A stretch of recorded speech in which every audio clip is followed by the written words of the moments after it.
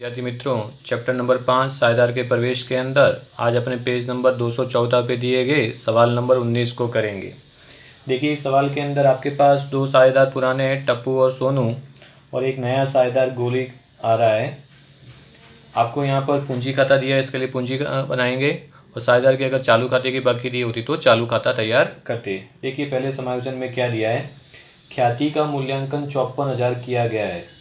तो चलिए ख्याति का कैलकुलेशन कर लेते हैं। तो सबसे पहले ख्याति का कैलकुलेशन देखते हैं।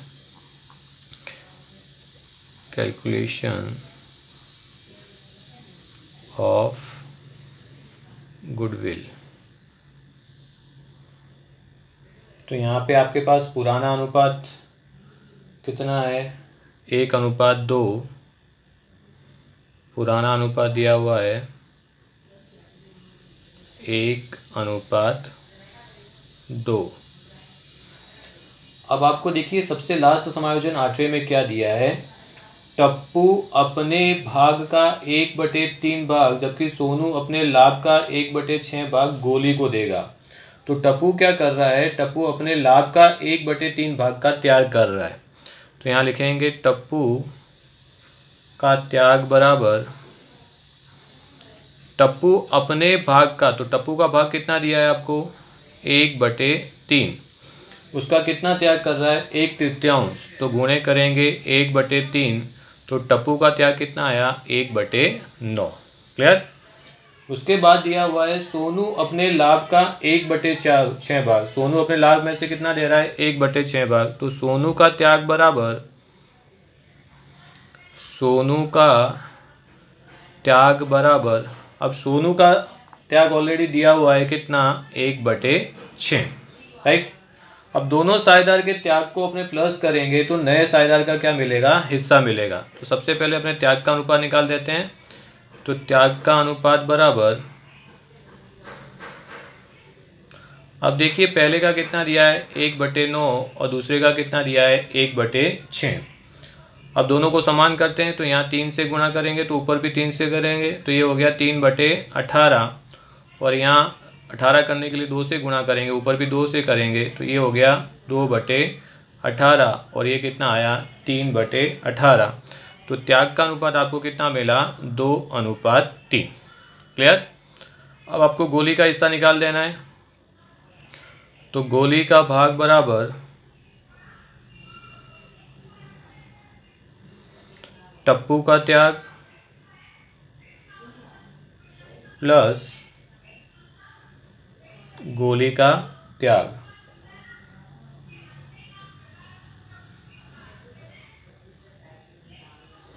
तो टप्पू का त्याग कितना है, 2/18, और गोली का कितना है, 3/18। तो गोली का क्या, सोनू का, यहाँ सोनू नाम लिखेंगे अपने, सोनू का त्याग, तो ये कितना आया, 5/18। तो ये गोली का भाग आ गया। अब आपको ख्याति का मूल्यांकन कितना दिया है, 54,000। तो कुल ख्याति बराबर कितना है आपके पास, 54,000। इसमें अपने गोली के भाग की ख्याति निकालेंगे। तो गोली के भाग की ख्याति बराबर भाग की ख्याति बराबर 54,000 गुणे गोली का भाग कितना है, 5/18। 5/18, तो ये आया 18×3 = 54, हो गया 6,000। कितना आया, 15,000। कितना आया, 15,000। क्लियर। अब 15,000 को क्या करेंगे, अपने त्याग के अनुपात में बांटेंगे। तो त्याग का अनुपात कितना है, 2:3। अब गोली क्या कर रहा है, अपने भाग की ख्याति की रकम रोकड़ में ला रहा है। तो रोकड़ में ला रहा है, तो सबसे पहले रोजनामचा लिखेंगे अपने, रोकड़ खाते उधार, रोकड़ खाते उधार ख्याति प्रीमियम खाते का, ख्याति प्रीमियम खाते का। कितनी है ख्याति, 15,000। ओके। अब 15,000 को क्या करेंगे, 2:3 में बांटेंगे, और रोजनामचा लिखेंगे क्या, ख्याति प्रीमियम खाते उधार, ख्याति प्रीमियम खाते उधार टप्पू खाते का और सोनू खाते का, सोनू खाते का। तो 15,000 को क्या करेंगे आप 2:3 में बांटो तो कितना आया 6,000 और 9,000, ये हो गया 15,000। क्लियर। अब इसकी असर करेंगे अपने पूंजी खाते में। तो पूंजी खाते के जमा पक्ष में लिखेंगे अपने ख्याति प्रीमियम खाते, प्रीमियम खाते करके टप्पू के अंदर कितना लिखेंगे 6,000, सोनू में कितना लिखेंगे 9,000, और रोकड़ खाते के उधार तरफ लिखेंगे ख्याति प्रीमियम खाते, क्योंकि ख्याति रोकड़ में ला रहा है वो, ख्याति प्रीमियम खाते करके लिखेंगे कितना 15,000। क्लियर। तो ये हो गई आपकी जब ख्याति रोकड़ में लाए तब। क्लियर। चलिए दूसरे समायोजन में क्या दिया है आपको, देनदारों पर डूबोतरी इनामत कितना रखना है 10,000 रखना है।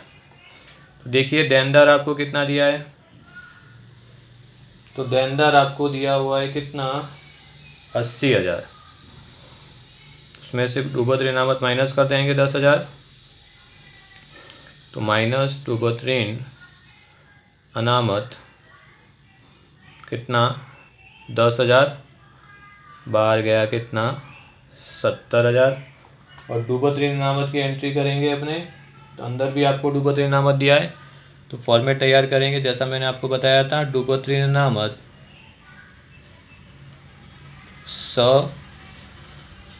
यानी समायोजन का माइनस डूबोतरी अनामत क यानी कच्ची तलपट का। तो कितना है आपका 10,000 और कच्ची तलपट में आपको कितना दिया है 16,000, तो ये आया -6,000। माइनस में आए तो विरुद्ध साइड, यहाँ लिखेंगे डूबोतरी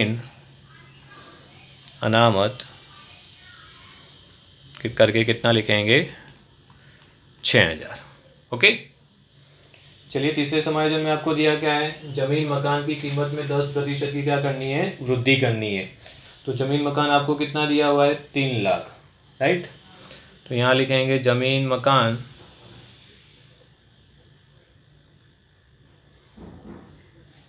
$3,30,000 प्लस वृद्धि हो रही है, तो प्लस करेंगे 3,30,000 का किया तो कितना हुआ 10%, आपको 3 लाख दिया हुआ है, 3 लाख का 10% किया तो 30,000, दोनों को प्लस किया तो कितना आया 3,30,000। क्लियर। वृद्धि हो रही है तो जमा तरफ लिखेंगे जमीन मकान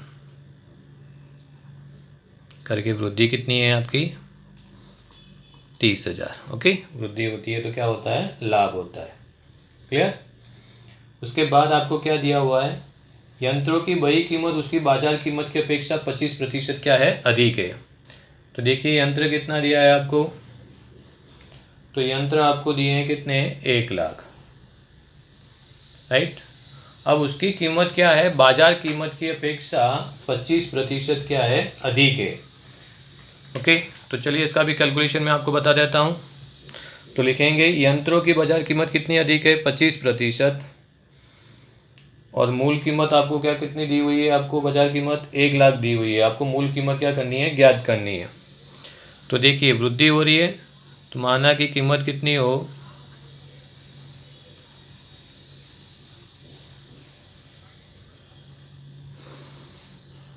मूल कीमत कितनी हो 100।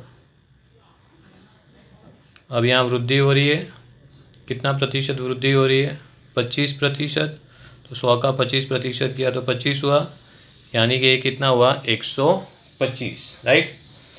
तो अपने लिखेंगे कि जब 125 बाजार कीमत हो तब उसकी मूल कीमत कितनी दी हुई है 100।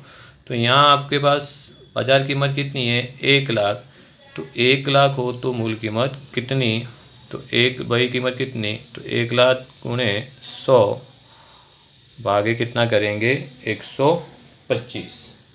तो 125 किया तो चलिए 1 लाख गुणे 100 भागे 125 करो कितना आया 80,000। ओके। यानी 1,00,000 का 80,000 हुआ तो 20,000 की क्या हुई, कमी हुई। ऐसा ना समझ में आए तो जब भी अपेक्षा का हो तो अपेक्षा अधिक हो तो कमी, कमी हो तो क्या है, वृद्धि करेंगे। सिंपल सा नियम, जो आपको कीमत दी है उसके गुणे 100 करके, वृद्धि हो तो 100 में प्लस करके भाग करो और कमी हो तो 100 में से माइनस करके भाग करो। तो यहाँ पे माइनस करेंगे अपने क्या, कमी कितनी, 20,000, तो यंत्र हो गया आपका कितना, 80,000 का। क्लियर।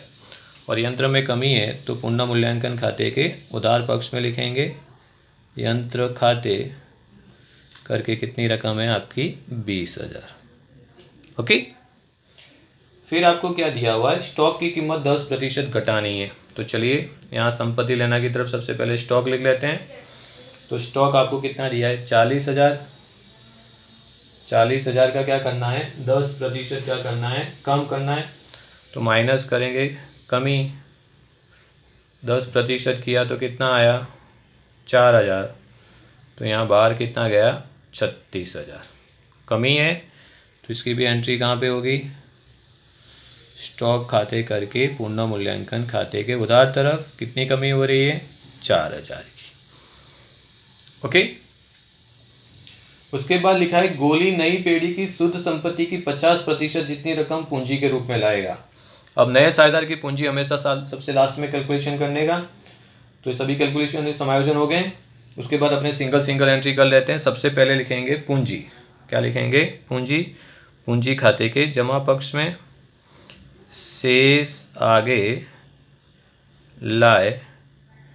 टप्पू की पूंजी कितनी दी हुई है आपको, 2,00,000, और सोनू की कितनी है, 3,00,000। तो यहाँ लिखेंगे 2,00,000, यहाँ लिखेंगे 3,00,000। ओके। उसके बाद आपको नीचे दिया लाभानी खाता, तो वो अनामत है तो उसको बांटा जाएगा। तो यहाँ लाभानी खाते को पुराना अनुपात आपको कितना दिया है, 1:2 में बांटेंगे। कितनी रकम है, 48,000। तो 48,000 को क्या करेंगे, 1:2 में बांटो। तो चलिए 48,000 को 1:2 में बांटा तो पहले का कितना आया, 16,000, दूसरे का कितना आया, 32,000। उसके बाद दिया लेनदार, तो लेनदार अपने लिए दायित्व है, तो यहाँ लिखेंगे दायित्व की तरफ लेनदार कितना है, 50,000। फिर आपको दिया है डूबत ऋण अनामत, तो डूबत ऋण अनामत की तो एंट्री हो चुकी है। उसके बाद देखिए संपत्ति लेना की तरफ क्या दिया है, सबसे ऊपर ख्याति, तो पुरानी ख्याति है। पुरानी ख्याति साझेदारों के बीच में पूंजी खाते के उधार पक्ष में बढ़ती है। और कौन से अनुपात में बांटेंगे उसको, पुराने अनुपात में। तो पुराना अनुपात कितना है, 1:2। तो 54,000 को 1:2 में बांटा तो कितना आया, 18,000, और यहाँ पे कितना आया, 36,000। ओके। उसके बाद दिया है जमीन मकान, तो जमीन मकान तो हो चुका है अपना। उसके बाद दिया है यंत्र भी हो चुका है, स्टॉक भी हो गया, देनदार भी हो गया, रोकड़ खाते के उधार तरफ क्या करके लिखेंगे, शेष आगे लाई। ये प्रारंभिक बाकी है रोकड़ की, प्रारंभिक बाकी रोकड़ खाते के उधार पक्ष में लिखते हैं। कितना दिया है बेटा आपको, 40,000। कितना दिया है, 40। क्लियर। अब इतना करने के बाद अपने क्या करेंगे, बंद करेंगे पूर्ण मूल्यांकन खाते को। तो पूर्ण मूल्यांकन खाते के जमा पक्ष का टोटल कितना हुआ, 36,000। राइट। अब 36,000 में से 20 और 4 24,000 माइनस करेंगे तो यहाँ क्या आएगा, लाभ को क्या करेंगे, बांटेंगे। पुराने साझेदार के बीच में बांटना है प्रवेश में। तो यहाँ लिखेंगे टप्पू और सोनू। 36 में से 24 गया तो कितना बचा, 12,000। यहाँ लिख देते हैं 36,000। अब 12,000 को 1:2 में बांटा तो बिल्कुल सिंपल है, ये तो कितना आया, 4,000, और यहाँ आया दुगना 8,000। ओके। अब इसको कहाँ ले जाएंगे, अपने पूंजी खाते के जमा पक्ष में। क्या करके लिखेंगे, पुनः मूल्यांकन खाते। टप्पू के अंदर कितना, 4,000, और सोनू के अंदर कितना, 8,000। राइट। अब टप्पू और सोनू का क्या करेंगे, डिफरेंस निकालेंगे। क्या करेंगे, पूंजी की अंतिम बाकी निकालेंगे। तो यहाँ लिखेंगे शेष आगे ले गए। तो चलिए टप्पू का टोटल करें, 2,00,000 प्लस 16,000 प्लस 6 4 10 और 26, तो 2,00,000 कितना आया, 26,000। अब 2,26,000 में से 18,000 क्या किया, माइनस किया तो कितना आया, 2,08,000। कितना बचा बेटा, 2,08,000। चलिए सोनू का 3,32,000, 32 और 9 41, 41 और 8 39, 3,50,000 हुआ। उसमें से 36,000 क्या करो, घटाओ, तो 49 में से 36 गया तो 3,13,000। ओके, तो ये आ गया। टप्पू का और सोनू का डिफरेंस निकालना है। जब भी आपको नए साझेदार की पूंजी निकालनी हो तो नए साझेदार की पूंजी में सबसे पहले अपने पुराने साझेदार का क्या करेंगे, अंतिम बाकी निकालेंगे। अब चलिए देखिए कैसे कैलकुलेशन होता है। अब देखिए सबसे लास्ट में आपको क्या कहा हुआ है कि गोली नई पेढ़ी की शुद्ध संपत्ति का 50% जितनी रकम पूंजी के रूप में लाएगा। कितनी, 50% रकम, राइट। तो शुद्ध संपत्ति का 50%, शुद्ध संपत्ति का मतलब होता है कुल संपत्ति माइनस कुल दायित्व। ओके, तो कुल पूंजी कैसे प्राप्त होगी, तो कुल पूंजी यानी तीनों की पूंजी को अपने प्लस करें। किसकी, टप्पू की पूंजी प्लस सोनू की पूंजी और प्लस गोली की पूंजी। इन तीनों की पूंजी को जब अपने प्लस करते हैं तो आपके पास कुल पूंजी आती है। क्या आती है, कुल पूंजी आएगी। और कुल पूंजी बराबर होता है कुल संपत्ति माइनस कुल दायित्व। ओके, आपको पता है जब भी आर्थिक चिट्ठा अपने तैयार करते हैं तो संपत्ति लेना का टोटल बराबर क्या होता है, पूंजी और दायित्व का टोटल। तो अब आपके पास टप्पू की पूंजी और सोनू की पूंजी है, तो टप्पू की पूंजी का डिफरेंस कितना है, 2,08,000 और सोनू की कितनी है, 3,13,000। तो यहाँ आपने लिखेंगे 2,08,000 प्लस 3,13,000। क्लियर। तो कुल पूंजी अपने पास में कितनी हुई, 5,21,000। ये दोनों की पूंजी कितनी मिला के हुई, 5,21,000। अब यहाँ पे कहा क्या गया है कि गोली नई पेढ़ी की शुद्ध संपत्ति की 50% जितनी रकम पूंजी के रूप में लाएगा। कितनी लाएगा, 50%। तो टप्पू की और सोनू की पूंजी कितनी है, 5,21,000। तो इसका आधा इन दोनों की पूंजी है तो आधा किसकी होगी, गोली की पूंजी होगी। ये 50% जो रकम है 5,21,000, ये दोनों की पूंजी है, टप्पू की और सोनू की। तो बाकी की 50% किसकी होगी, गोली की होगी। तो कितनी होगी, 5,21,000। ओके, क्योंकि कुल का आधा इनके पास में है तो आधा किसके पास में होगा, गोली के पास में होगा। तो नए साझेदार की पूंजी कितनी मिली, 5,21,000। नए साझेदार की पूंजी पूंजी खाते के जमा पक्ष में क्या करके लिखेंगे, रोकड़ खाते करके। रोकड़ खाते करके गोली में लिखेंगे कितना, 5,21,000। यहाँ पे भी डिफरेंस आ जाएगा 5,21,000। और रोकड़ खाते के उधार पक्ष में करेंगे इसके एंट्री गोली के पूंजी खाते यानी गोली खाते करके कितना, 5,21। ओके, तो यहाँ पे भी टोटल कर लेते हैं अपने 5,21,000। यहाँ पे भी आ गया 5,21,000। ओके, ये अंतिम पूंजी को अपने पूंजी दायित्व की तरफ पूंजी करके लिख लेते हैं। स्टेप बाय स्टेप कार्य करें। यहाँ लिखेंगे टप्पू, सोनू और गोली। तो टप्पू की कितनी आई बेटा, 2,08,000, इसका 3,13,000 और 5,21,000। चलिए इन तीनों को टोटल करें। टोटल किया तो कितना आया अपना बेटा, 10,42,000, 42,000 आया। चलिए अब रोकड़ खाते का टोटल करते हैं। तो रोकड़ खाते का टोटल करने पर 40,000, 5,21,000 और 15,000 का टोटल किया तो कितना हुआ, 5,76,000। इसको लिखेंगे शेष आगे ले गए। ये रोकड़ खाते की अंतिम बाकी आई, शेष आगे ले गए कितना, 5,76,000। यहाँ पे भी टोटल लिखेंगे 5,76,000। अब इसको अपने ले जाएंगे कहाँ पर, संपत्ति लेना की तरफ। क्या करके लिखेंगे, रोकड़ 5,76,000।